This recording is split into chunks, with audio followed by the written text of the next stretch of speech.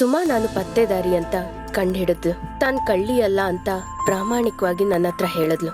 ಸೀರೆ ತಗೊಳ್ಳೋದಕ್ಕೆ ಸಂಧ್ಯಾ ಕಾಂಚನ ಸಂಕಟ ಪಡ್ತಿದ್ರು. ಆಗ ನಾನೊಂದು ಐಡಿಯಾ ಕೊಟ್ಟೆ. ಯಾವ್ದು ಸೆಲೆಕ್ಟ್ ಮಾಡ್ಕೋಬೇಕೋ ಗೊತ್ತಾಗ್ತಿಲ್ವಾ? ಒಂದು ಕೆಲಸ ಮಾಡ್ತೀನಿ, ಸೀರೆಗಳು ಇವತ್ತಿಲ್ಲೇ ಬಿಟ್ಟು ಹೋಗ್ತೀನಿ. ನಿಧಾನವಾಗಿ ನಿಮ್ಗೆ ಯಾವ್ದು ಬೇಕೋ ಸೆಲೆಕ್ಟ್ ಮಾಡ್ಕೊಳ್ಳಿ. ಆದ್ರೆ ಅದು ಐಡಿಯಾ ಅಲ್ಲ. ಮತ್ತೆ ನಾನು ಚಂದ್ರು ಅಂಕಲ್ ಮನೆಗೆ ಬರೋದಕ್ಕೆ ಪ್ಲಾನ್. ಚಂದ್ರು ಅಂಕಲ್ ನನ್ ಫೋನ್ ರಿಸೀವ್ ಮಾಡಿದ್ರು. ಆಗ ಅಣ್ಣ ತಂಗಿ ಮಾತಾಡಿದ್ರು. ಆದ್ರೆ ಇದು ನನ್ ಪ್ಲಾನ್ ಅಲ್ಲ. ವಿಗ್ರಹ ಸಿಗುತ್ತೆ, ನಿಮ್ ತಂಗಿನೇ ಬಂದ್ ಅದಕ್ ಪೂಜೆ ಮಾಡೋ ಹಾಗಾಗತ್ತೆ ಅಂತ ಹೊರಟೆ. ಸುಮಾಗೆ ಯಜಮಾನ್ರ ಜೊತೆ ದೇವಸ್ಥಾನಕ್ಕೆ ಬಾ ಅಂತ ಹೇಳಿ ಚೀಟಿ ಬರ್ದು ಲೆಟರ್ ಬಾಕ್ಸ್ ಅಲ್ಲಿ ಹಾಕದೆ. ಅಜಯ್ ದಿವ್ಯಾ ಆಡ್ತಿರೋ ಗೇಮ್ ಅಲ್ಲಿ ಮತ್ತೆ ಬಕ್ರಾದ. ಇವತ್ತೇನೇನ್ ನಡೀತು ಅಂತ ಮೆಲಕ್ ಹಾಕ್ತಾ ಹೋದೆ. ಆಗ ಅಜಯ್ ಕಾಲ್ ಮಾಡ್ದ. ಸ್ಮಗ್ಲಿಂಗ್ ಕೇಸ್ಗೂ ವಿಗ್ರಹ ಕೇಸ್ಗೂ ಏನೋ ಲಿಂಕ್ ಇದೆ ಅಂತ ಹೇಳ್ದ. ಹೌದಕ್ಕ, ನನಗೀಗ ಅನುಮಾನದಳೆ ಕಾಣಿಸ್ತಾ ಇದೆ. ಸೊ ಇದ್ ಬರೀ ಒಂದ್ ಮನೆ ಕತೆ ಅಲ್ಲ. ನಮ್ದು ಲವ್ ಮ್ಯಾರೇಜ್ ಮೇಡಮ್. ಇವಳನ್ನ ತುಂಬ ಇಷ್ಟಪಟ್ಟು ಮದುವೆ ಆಗಿದ್ದೀನಿ. ಇವಳು ಪರ ವಹಿಸ್ಕೊಂಡು ಮಾತಾಡ್ತಾ ಇದ್ದೀನಿ ಅಂತ ಅನ್ಕೊಂಬಿಡಿ. ಸುಮಾ ಬಡತನದಲ್ಲಿ ಬೆಳೆದಿದ್ರು ತುಂಬ ಸ್ವಾಭಿಮಾನಿ ಮೇಡಮ್. ಮದುವೆ ಆದ್ದಿದ್ದಿಂದ ನಮ್ಮ ಅಪ್ಪನ ಬಿಟ್ಟರೆ ಯಾರಿಗೂ ಇವಳ ಬಗ್ಗೆ ಕನಿಷ್ಠ ಕರುಣೆನೂ ಇಲ್ಲ ಮೇಡಮ್. ಅದಕ್ಕೆ ಬೇರೆ ಮನೆ ಮಾಡಿಕೊಂಡು ನಾವೆಲ್ಲರೂ ಹೋಗೋಣ ಅಂತ ಹೇಳಿದೆ. ಆದರೆ ಇವಳು ಕೇಳಲೇ ಇಲ್ಲ. ಅವ್ರಿಗೆ ಇಷ್ಟ ಇಲ್ದೇನೆ ಬಂದೋಳು ನಾನು. ಅವ್ರಿಗೆ ನೋವು ಕಮ್ಮಿ ಆದಮೇಲೆ ನಾನು ಒಪ್ಕೋತಾರೆ ಅಂತ ಹೇಳಿದ್ಲು. ಮದುವೆ ಆಗಿ ಬಂದಮೇಲೆ ಅಪ್ಪ ಇವಳಿಗೆ ಸ್ವಲ್ಪ ಒಡವೆ ಕೊಡೋಕೆ ಬಂದರು. ಆದರೆ ಇವಳು ಬೇಡ ಅಂತ ಹೇಳಿದ್ಲು. ಈ ಮನೆಯವ್ರ ಮನಸ್ಸಲ್ಲಿ ಜಾಗ ಸಿಕ್ಕಿದ ಮೇಲೆ ತಗೊಳ್ತೀನಿ ಅಂತ ಹೇಳಿದ್ಲು. ಅಂಥವಳು ಲಕ್ಷ್ಮೀ ವಿಗ್ರಹನ ಕದಿದಾಳೆ ಅಂದರೆ ನಂಬಕ್ಕೆ ಸಾಧ್ಯನೇ ಮೇಡಮ್? ನಂಬಿದಾರಲ್ಲ ನಿಮ್ಮ ಮನೆಯವರೇ. ಅದಕ್ಕೆ ಮೇಡಮ್ ನಿಮ್ಮ ಸಹಾಯ ಕೇಳ್ತಾ ಇರೋದು. ಸುಮಾ, ವಿಗ್ರಹ ಕಳ್ತನಾಗಿದ್ದ ರಾತ್ರಿ ನಿಮಗೆ ಯಾವ ಶಬ್ದಕ್ಕೆ ಎಚ್ಚರ ಆಯಿತು? ಆ ಶಬ್ದ ಎಲ್ಲಿಂದ ಬಂತನ್ನಿಸ್ತು? ಮೇನ್ ಡೋರ್ನ ಜೋರಾಗಿ ಹಾಕಿದ ಶಬ್ದ ಆಯಿತು, ಅದಕ್ಕೆ ಎಚ್ಚರ ಆಯಿತು. ನನಗೆ ಒಂದು ಸಣ್ಣ ಶಬ್ದ ಆದರೂ ಎಚ್ಚರಿಕೆ ಆಗ್ಬಿಡುತ್ತೆ. ಅವತ್ತು ಹಾಗೆ ಆಗಿದ್ದು.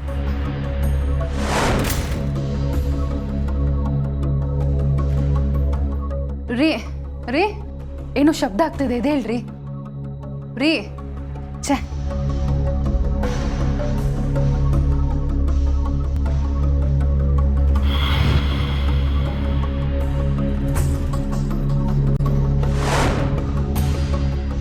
ರೂಮಿಂದ ಆಚೆ ಬಂದೆ. ಮೇನ್ ಡೋರ್ ಲಾಕ್ ಆಗೇ ಇತ್ತು.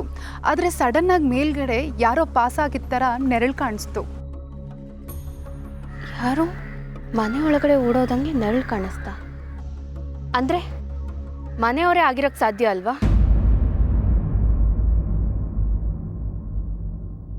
ಅದು ಇವ್ರಣ್ಣ ಭರತ್. ಭರತಣ್ಣನ? ಅವಾಗ ಚಂದ್ರಶೇಖರ್ ಅಂಕಲ್ ಎದ್ದಿರ್ಲಿಲ್ವಾ? ಭರತ್ ಅಣ್ಣ ಹೋದ್ಮೇಲೆ ನಾನು ಅಲ್ಲೇ ನಿಂತ್ಕೊಂಡು ಯೋಚನೆ ಮಾಡ್ತಾ ಇದ್ದೆ, ಯಾಕೆ ಇವ್ರು ಇಷ್ಟೊತ್ತಿನಲ್ಲಿ ಓಡಾಡ್ತಾ ಇದ್ದಾರೆ ಅಂತ. ಆಗ ಮಾವ ಕೆಳಗಿಳಿದು ಬಂದರು. ಏನಮ್ಮ ಸುಮಾ ನೀನು ಇಷ್ಟೊತ್ತಿನಲ್ಲಿ? ಮಾವ, ಅದು ಏನೋ ಶಬ್ದ ಆದಂಗಾಯ್ತು, ಅದು ನೋಡೋಣ ಅಂತ ಬಂದೆ. ಎಲ್ಲೋ ಗಾಳಿಗೆ ಶಬ್ದ ಆಗಿರಬೇಕು. ನೀನು ಹೋಗಿ ಮಲ್ಕೋ ಹೋಗಮ್ಮ. ಸರಿ.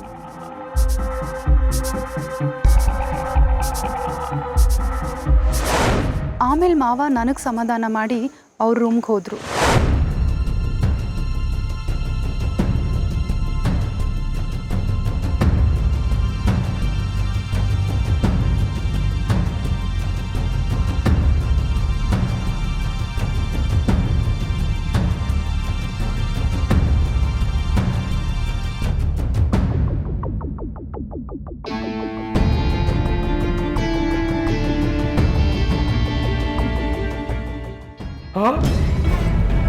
ವಿಗ್ರಹ!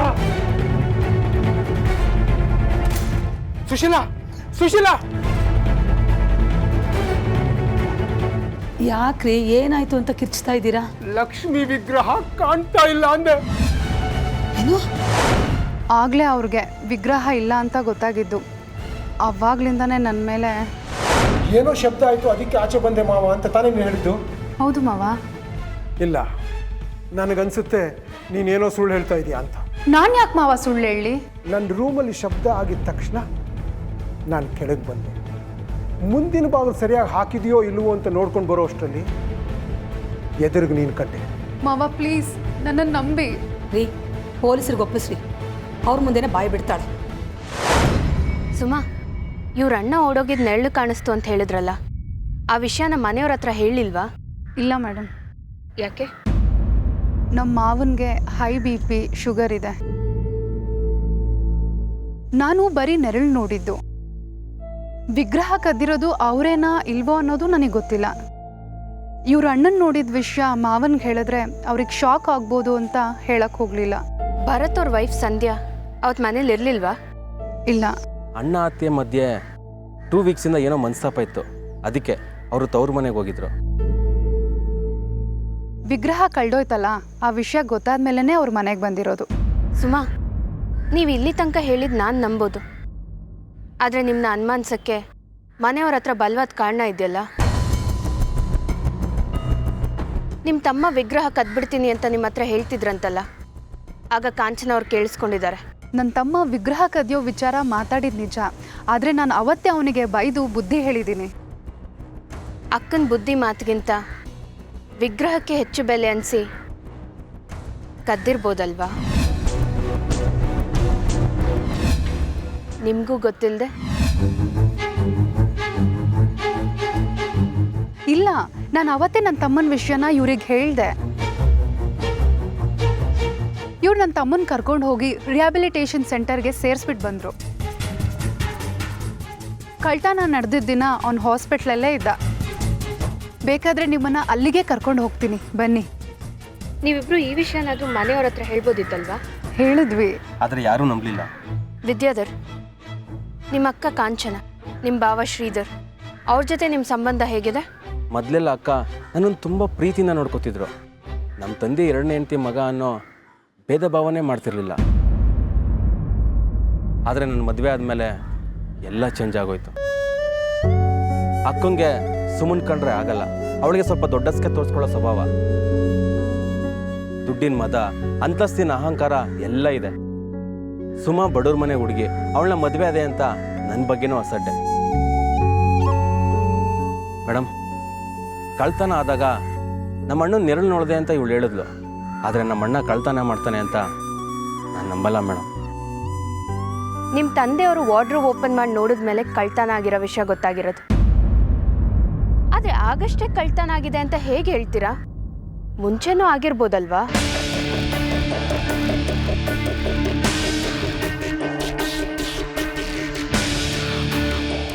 ಸರಿ, ನೀವಿನ್ ಹೊರಡಿ. ಹಾಂ, ನಾನು ಪತ್ತೇದಾರಿ ಅಂತ ಮನೇಲಿ ಯಾರಿಗೂ ಹೇಳಬೇಡಿ. ಇಲ್ಲ ಮೇಡಮ್, ಯಾರಿಗೂ ಹೇಳಲ್ಲ. ಥ್ಯಾಂಕ್ ಯು, ಇಲ್ಲಿ ತನಕ ಬಂದು ಇನ್ಫಾರ್ಮೇಷನ್ ಕೊಟ್ಟಿದ್ದಕ್ಕೆ. Thank you madam.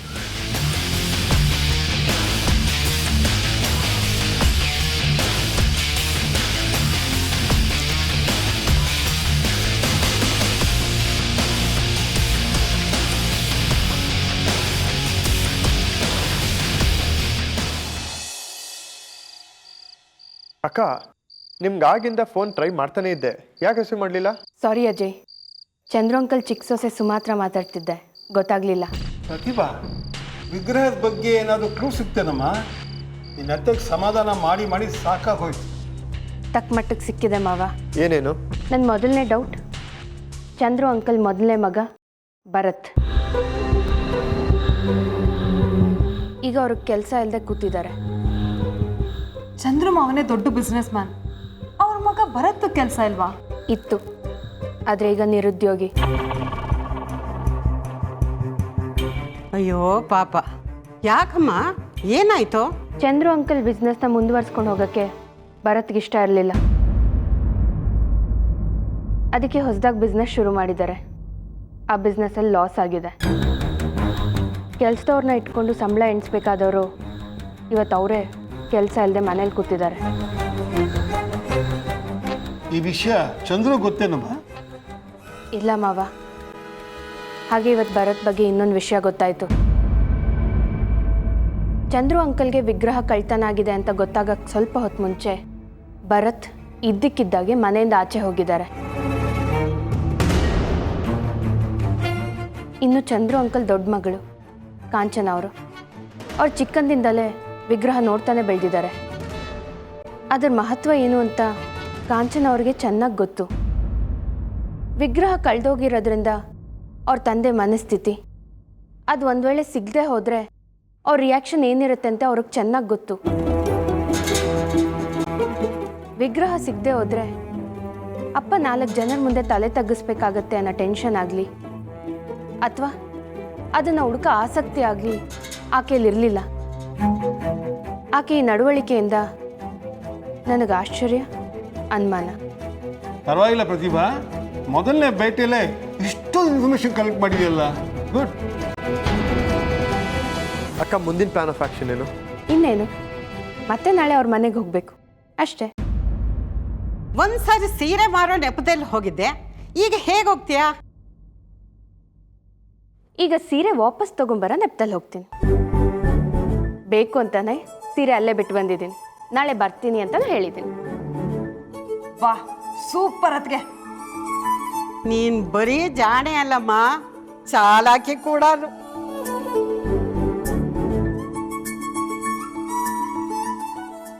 ಹೌದು, ನಿನ್ನ ಯಾವ ಪ್ರೊಫೆಷನಲ್ ಪತ್ತೆದಾರಿಗೂ ಕಡಿಮೆ ಇಲ್ಲ. ಹೌದು ಪ್ರತಿಭಾ, ನೀನು ಪತ್ತೆದಾರಿ ಅನ್ನೋದು ಚಂದ್ರು ಒಬ್ಬನ ಬಿಟ್ಟು ಯಾರು ಗೊತ್ತಿಲ್ಲ ತಾನೆ? ಇಲ್ಲ ಮಾವ, ಸಂಧ್ಯಾ ಕಾಂಚನ ನಿಮ್ಮನ್ನೆಲ್ಲೋ ನೋಡಿದ್ದೀನಿ ಅನ್ನೋ ಥರನೇ ಮಾತಾಡಿದ್ರು. ಹೇಗೋ ಮ್ಯಾನೇಜ್ ಮಾಡಿದೆ. ಆದರೆ ಪತ್ತೆದಾರಿ ಅಂತ ಗೊತ್ತಾಗಕ್ಕೆ ಬಿಡಲಿಲ್ಲ. ಗೊತ್ತಾಗೋಕ್ಕೂ ಮುಂಚೆ ವಿಗ್ರಹ ಪತ್ತೆ ಮಾಡಲೇಬೇಕು.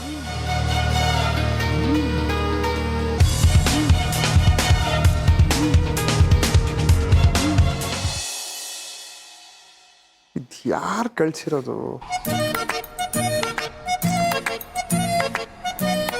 ಅಜಯ್ ಸಾಹೇಬ್ರೆ, ಓ ಹೊಸ ಟೀ ಶರ್ಟು ಚೆನ್ನಾಗಿದೆ. ಯಾವಾಗಲೂ ಸ್ಟೇಷನ್ ಅಂತ ಇರ್ತೀರಾ. ಶಾಪಿಂಗು ಟೈಮ್ ಇದೆಯಾ ನಿಮಗೆ? ಅಯ್ಯೋ, ನಾನು ತೊಗೊಂಡಿರೋದಲ್ಲ ಅಕ್ಕ, ಯಾರೋ ಕಳ್ಸಿರೋದು. ಯಾರು ಅಂದರೆ? ಅದೊಂದು ದೊಡ್ಡ story, scene to scene explain ಮಾಡ್ತೀನಿ, ಕೂತ್ಕೊಳ್ಳಿ.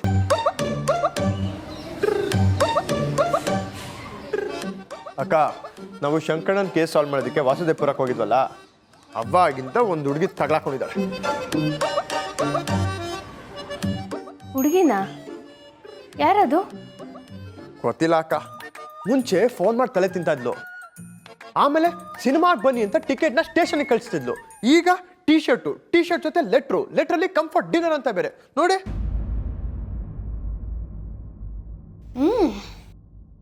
ಹೌದು, ಅವಳಿಗೆ ಹೇಗೆ ನಮ್ಮನೆ ಅಡ್ರೆಸ್ ಗೊತ್ತಾಯ್ತು? ಕೊಡಿಲಿ.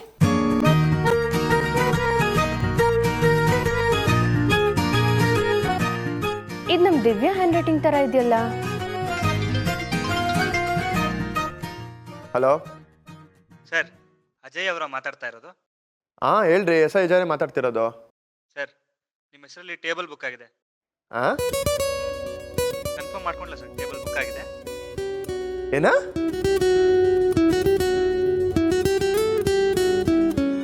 ಏನಾಯ್ತು? ಯಾರ ಫೋನು? ರೆಸ್ಟೋರೆಂಟಿಂದ ಅಕ್ಕ. ನಿಮ್ಮ ಟೇಬಲ್ ಬುಕ್ ಆಗಿದೆ, ಟೇಬಲ್ ನಂಬರ್ನ ಕನ್ಫರ್ಮ್ ಮಾಡಕ್ಕೆ ಫೋನ್ ಮಾಡಿದ್ದೀನಿ ಅಂತ ಹೇಳಿದ್ರು. ಇದು ಯಾಕೋ ಓವರ್ ಆಗ್ತಿದೆ ಅಕ್ಕ, ಇದಕ್ಕೊಂದು ಫುಲ್ ಸ್ಟಾಪ್ ಬಿಡಲೇಬೇಕು. ಯಾರಿಟ್ಟರಿ ಚುಕ್ಕಿ ಅಂತ ಹಾಡು ಹೇಳೋ ಮೂಡಲ್ಲಿ ನಾನಿದ್ರೆ ಇವ್ನು ಫುಲ್ ಸ್ಟಾಪ್ ಹಾಕ್ತಾನಂತೆ. ಹೋಗಿ ಹೋಗಿ ನಾನು ಇವನ್ ಪ್ರೀತಿಲಿ ಬಿದ್ನಲ್ಲ. ಟೇಬಲ್ ಬುಕ್ ಮಾಡಿರೋ ರೆಸ್ಟೋರೆಂಟಿಗೆ ನಾನು ಹೋಗ್ತೀನಿ, ಆದರೆ ಒಬ್ಬನೇ ಅಲ್ಲ, ಲೇಡಿ PCಗಳನ್ನ ಕರ್ಕೊಂಡು ಹೋಗ್ತೀನಿ, ಅರೆಸ್ಟ್ ಮಾಡಿಸ್ತೀನಿ. ಕರ್ತವ್ಯದಲ್ಲಿರೋ ಪೊಲೀಸ್ ಆಫೀಸರ್ಗೆ ತೊಂದರೆ ಕೊಡ್ತಾಳೆ ಅಂತ ಅರೆಸ್ಟ್ ಮಾಡಿಸ್ತೀನಿ. ಅಲ್ಲ ಅಜಯ್. ಅಯ್ಯೋ ಬಾವಾ, ಪ್ರೀತ್ಸೋದ್ ತಪ್ಪಾ? ಪ್ರೀತ್ಸು ತಪ್ಪೇನಿಲ್ಲ ಅಂತ ಎಷ್ಟು ಸಿನಿಮಾಗಳಲ್ಲಿ ಹೇಳಿಲ್ಲ. ದಿವ್ಯಾ, ನಾವೇನ್ ಮಾತಾಡ್ತಿದೀವಿ ಅಂತ ನಿನಗೆ ಗೊತ್ತಾ? ಹ್ಞೂ ಅದ್ಕೆ ಗೊತ್ತು. ಅಜಯ್ ಬಾವಾ ಹಿಂದೆ ಬಿದ್ದಿರೋ ಹುಡುಗಿ ಬಗ್ಗೆ ತಾನೇ ನೀವು ಮಾತಾಡ್ತಿರೋದು? ಓ, ಆ ಹುಡುಗಿ ಬಗ್ಗೆ ನಿಂಗೂ ಗೊತ್ತಾ? ನಾನೇ ಹೇಳ್ದೆ ಅಕ್ಕ, ಆ ಹುಡುಗಿ ದಿವ್ಯನ್ ಫ್ರೆಂಡ್ ಅನ್ಕೊಂಡೆ ನನಗೆ ಪದೇ ಪದೇ ಫೋನ್ ಮಾಡ್ತಿದ್ದು. ಮೊನ್ನೆ ಸಿನಿಮಾಗೂ ಕರೆದಿದ್ಲು ಅಂತ ಹೇಳಿದ್ನಲ್ಲ ಅಕ್ಕ, ಅಲ್ಲಿ ಯಾವುದೋ ಒಂದು ಹುಡುಗಿನ ಮಿಸ್ಟೇಕ್ ಮಾಡಿಕೊಂಡು ಮಾತಾಡ್ತಿದ್ದೆ. ಆಗ ದಿವ್ಯನೇ ಬಂದು ಕಾಪಾಡಿದ್ದು. ಕಹಾನಿ ಮೇ ಟ್ವಿಸ್ಟ್ ಏನಂದ್ರೆ ಅವಳು ದಿವ್ಯನ್ ಫ್ರೆಂಡೇ. ಅಲ್ಲಿಗೆ ದಿವ್ಯಾ ಮೇಡಮ್ ಎಲ್ಲಾನು ಪ್ಲಾನ್ ಮಾಡ್ಕೊಂಡೇ ಮಾಡ್ತಿದ್ದಾರೆ. ಈಗ ನಾನು ಮಧ್ಯಸ್ಥಿಕೆ ವಹಿಸೋಕ್ಕಿಂತ ಅವರಿಬ್ರು ಒಂದ್ಸತಿ ಕೂತ್ಕೊಂಡು ಮಾತಾಡಲಿ. ಅವ್ರ ನಿರ್ಧಾರ ನೋಡಿಕೊಂಡು ನಾನು ಮನೇಲಿ ಮಾತಾಡ್ತೀನಿ. ಅಜಯ್, ದಿವ್ಯಾ ಹೇಳ್ತಿರೋದು ಕರೆಕ್ಟು. ಇವಳಿಗೆ ಅಂದರೆ ನಿನಗೆ ಫೋನ್ ಮಾಡ್ತಿರೋ ಬೆಳದಿಂಗಳ ಬಾಲೆಗೆ ನಿನ್ನ ಮೇಲೆ ಪ್ರೀತಿ ಹುಟ್ಟಿದೆ, ಅದಕ್ಕೆ ನಿನಗೆ ಅರ್ಥ ಮಾಡ್ಸಕ್ಕೆ ಈ ರೀತಿ ಎಲ್ಲ ಮಾಡ್ತಿದ್ದಾಳೆ. ಅದು ನಾನು ನೇರವಾಗಿ ಬಂದು ಹೇಳ್ಬೋದಿತ್ತಲ್ಲ. ಎಲ್ರಿಗೂ ನಿನ್ನ ಥರ ಧೈರ್ಯ ಇರಬೇಕಲ್ವಾ? ಆ ಹುಡುಗಿನೂ ನಮ್ಮ ದಿವ್ಯಾ ಥರ ಸೂಕ್ಷ್ಮ ಆಗಿದ್ರೆ ಅಲ್ವಾ ದಿವ್ಯಾ? ನನಗೇನು ಗೊತ್ತು?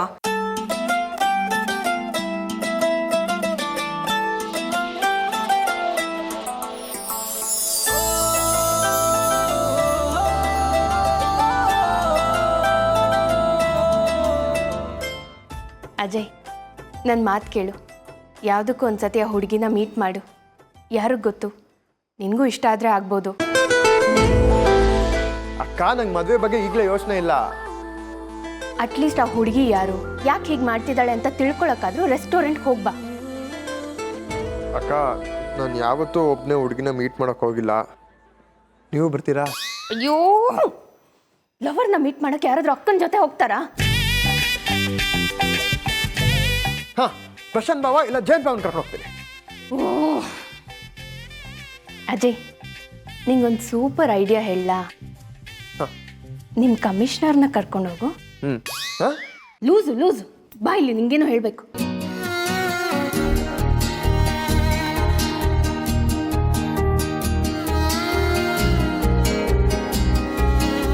ವರ್ಕ್ ಆಗುತ್ತೆ ಅನ್ಕೊಂತೀರಾ? ಟ್ರೈ ಮಾಡು ಪಾರ್ಥ. ಆಗಲಿ ಕೃಷ್ಣೆ. ತಥಾಸ್ತು.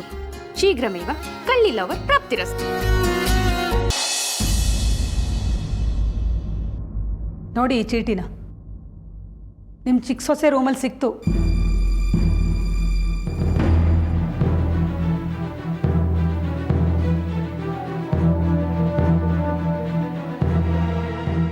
ಅವತ್ತಿಂದ ಬಡ್ಕೊಂಡೆ, ಮೂರ್ತಿ ಕದ್ದಿರೋಳು ಇವಳೆ ಅಂತ.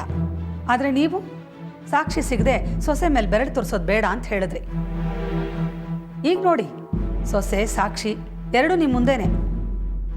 ಆ ಚೀಟಿಯಲ್ಲಿ ಬರೆದಿದ್ದಾರಲ್ಲ, ಅವ್ರ ಕೈಗೇನೆ ಇವಳು ಮೂರ್ತಿ ಕೊಟ್ಟಿರೋದು.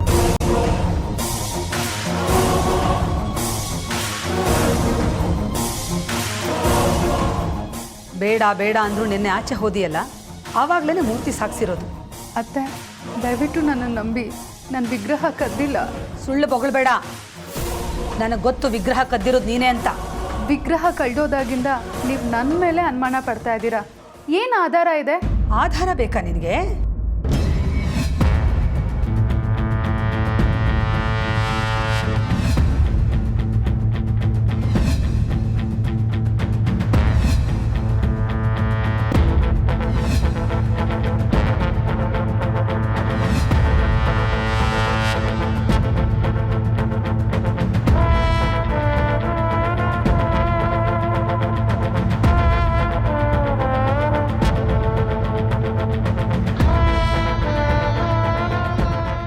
ಕ್ಷಮಿಸಿಮ್ಮ, ಆ ಚೀಟಿ ಬರ್ದಿದ್ದು ನಾನು.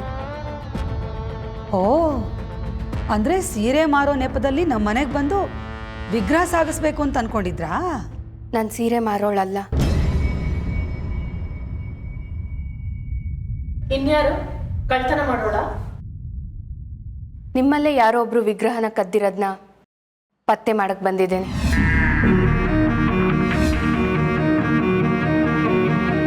ಅಂದರೆ ನೀವು ಪತ್ತೆದಾರಿ. ನನ್ನ ಹೆಸರು ಪ್ರತಿಭಾ ಪ್ರಶಾಂತ್.